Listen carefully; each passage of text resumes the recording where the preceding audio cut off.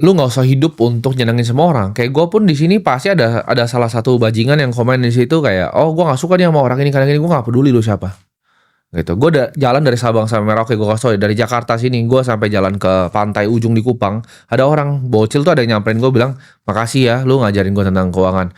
Gue lagi flight, tiba-tiba gue lagi di Zurich, di Swiss, ada orang Indonesia nyamperin bilang, "Gue bisa pensiunin orang tua gue karena lu, terima kasih." Gue nggak peduli, ya opini beberapa gembel tuh gue nggak peduli. Gue nggak hidup di sini buat senengin semua orang gitu. Gue hidup di sini untuk satu misi yang gue punya, yaitu tadi gue pengen bikin sebuah perusahaan ya, perusahaan investasi, perusahaan holding yang ini cita-cita gue dari gue 15 tahun gitu. Yang dimana imbal hasil return dari hasil investasi gue ini setiap tahunnya bisa gue pakai untuk bangun sebanyak-banyaknya sekolah untuk anak kecil yang memang mereka nggak punya kesempatan.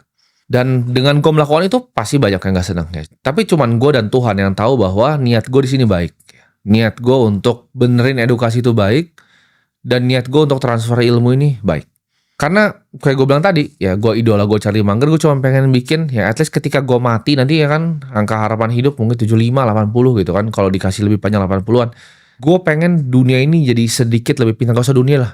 Indonesia ya, sedikit aja lebih pintar. Kan yang nonton gue sini 3 juta nih, gue harap ya.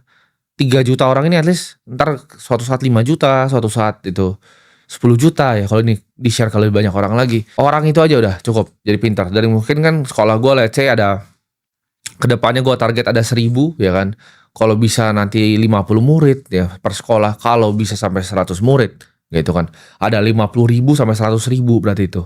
Anak-anak kecil ya, anak-anak TK yang ibaratnya mereka masih punya mimpi, ya mereka nggak pernah bisa dapat kesempatan, dan gue bisa lakukan itu. Dan fungsinya apalagi gue bikin gini, kan gue bakal butuh banyak yang bisa bantuin gue juga.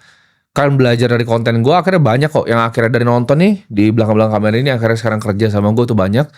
Gue harap gue pengen bikin tim lagi gitu, yang lu nanti bantuin gue untuk gimana caranya analisa perusahaan-perusahaan yang gue punya, ya lu datangin ke perusahaan, lu cek di sana, ya lu ketemuin CEO-nya. Gue butuh tim-timnya gitu nanti.